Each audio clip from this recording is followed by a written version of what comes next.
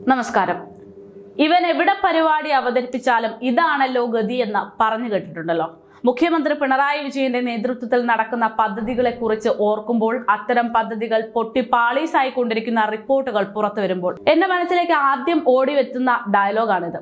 അത്തരത്തിൽ ഒരു ഓർമ്മപ്പെടുത്തലിന് കൂടെ ഇപ്പോൾ സാഹചര്യം ഒത്തുകിട്ടിയിരിക്കുകയാണ്. അതായത് അതിന് പ്രധാന കാരണമായി മാറിയിരിക്കുന്നതാകട്ടെ മുഖ്യൻ വെറും ഒരു മാസത്തെ യാത്രയ്ക്ക് വേണ്ടി മാത്രം പ്രത്യേകമായി തയ്യാറാക്കി എടുത്തിരിക്കുന്ന നവകേരള ബസ്. മോഡിഫൈ ചെയ്ത് പറയുകയാണെങ്കിൽ ഗരുഡ പ്രീമിയം ബസ്. കേരളത്തിന്റെ ടൂറിസം മേഖലയ്ക്ക് എന്തോ വലിയ സംഭാവന എന്ന് പറഞ്ഞുകൊണ്ട് വന്ന ബസ്സാണത്. 1 കോടിയിലധികം ചിലവിട്ട് ആദ്യം നവകേരള ബസ് രംഗത്തിറക്കി. പിന്നീട് പരിപാടി കഴിഞ്ഞപ്പോൾ അത് ഗ്യാരേജിലേക്ക് കയറ്റി. മാസങ്ങളോളം ആർക്കും വേണ്ടാത്ത ഉപേക്ഷിക്കപ്പെട്ട നിലയിലായിരുന്നു ആ ബസ്.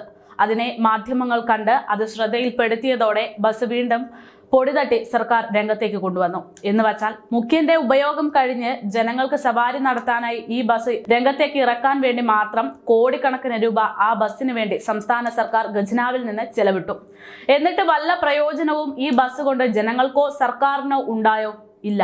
അതാണ് ഇവിടെ പറയാൻ ഉദ്ദേശിക്കുന്നത്. എന്ന് വെച്ചാൽ സംസ്ഥാനത്തെ യാത്രികർ ബാംഗ്ലൂരിലേക്കുള്ള യാത്രയിൽ നവകേരള ബസ്സിനെ കഴിയൊഴിഞ്ഞു എന്ന വാർത്തയാണ് ഇപ്പോൾ പുറത്തു വരുന്നത്.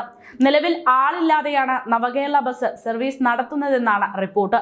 കോഴിക്കോട് നിന്നും ബാംഗ്ലൂരുവിലേക്ക് ഗരുഡ പ്രീമിയം എന്ന പേരിലാണ് നവകേരള ബസ് സർവീസ് നടത്തുന്നത്. ഈ മാസം 5-നായിരുന്നു നവകേരള ബസ് സർവീസ് ആരംഭിച്ചത്. തുടക്കത്തിൽ ബസ് സർവീസിന് ആളുകൾക്കിടയിൽ വലിയ പ്രിയം ഉണ്ടായിരുന്നുവെങ്കിലും അത് വെറും തുടക്കത്തിലുള്ള പ്രിയം മാത്രമായിരുന്നു. പതിയെ അത് കുറഞ്ഞിരിക്കുന്നു. സൗകര്യപ്രദമല്ല, സമയക്രമം, ഉയർന്ന ടിക്കറ്റ് നിരക്ക് തുടങ്ങിയിട്ടുള്ള നിരവധി കാരണങ്ങൾ പറഞ്ഞുകൊണ്ട് നവകേരള ബസ്സിന് ആളുകൾക്കിടയിൽ പ്രിയം കുറഞ്ഞിരിക്കുകയാണ്. പുലർച്ചെ 4 മണിക്ക് നവകേരള ബസ് കോഴിക്കോട് നിന്നും പുറപ്പെടുന്ന രീതിയിലാണ് സജ്ജീകരിച്ചിരിക്കുന്നത്. 11:30 ബാംഗ്ലൂരുവിൽ എത്തുന്ന രീതിയിൽ ബസ് ഓടുന്നുവെങ്കിലും ആ ബസ്സിന് ഇപ്പോൾ ആരും ഇല്ല എന്നതാണ് യാഥാർത്ഥ്യം. പറയുന്ന സമയത്തല്ല ബസ് ഓടുന്നതെന്നാണ് യാത്രികർ പ്രധാനമായും പറയുന്ന പ്രശ്നം. അതുകൊണ്ട് തന്നെ ഈ ബസ്സിന് ഇഷ്ടക്കാർ കുറയുകയാണ്. ഗതാഗത കുരുക്കിനെ തുടർന്ന് ബസ് വൈകുന്നത് പതിവായി മാറുന്നു. 4 മണിക്ക് പകരം ബസ് സർവീസ് രാവിലെ 6 മണിക്ക് ആക്കണമെന്നാണ് യാത്രികരുടെ ആവശ്യം. പക്ഷേ ഇതൊന്നും സർക്കാർ പരിഗണനയ്ക്ക് എടുത്തില്ല. നിലവിൽ GST ഉൾപ്പെടെ 1256 രൂപയാണ് ടിക്കറ്റിന് വേണ്ടി നൽകേണ്ടി വരുന്നത്. ഈ ഉയർന്ന നിരക്കും നവകേരള ബസ്സിനോടുള്ള യാത്രയുടെ വിമുഖതയ്ക്ക് കാരണമാകുന്നുണ്ട്. ഉയർന്ന നിരക്ക് ഒഴിവാക്കി സ്റ്റേജ് ഫെയർ കൊണ്ടുവരണം എന്നും ആളുകൾ ആവശ്യപ്പെടുന്നു. നവകേരള ബസ്സിന് 26 സീറ്റുകളാണുള്ളത്.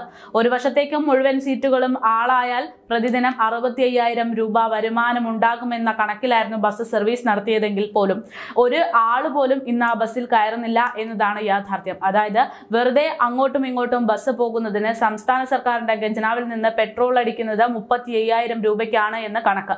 അതായത് സർക്കാരിന്റെ ഖജനാവിൽ നിന്ന് നവകേരള ബസിന്റെ പേരിൽ പണം അങ്ങോട്ടിറങ്ങുന്നതല്ലാതെ സർക്കാരിനോ ജനങ്ങൾക്കോ അതുകൊണ്ട് യാതൊരു ഉപയോഗവുമില്ല എന്ന് ചുരുക്കം.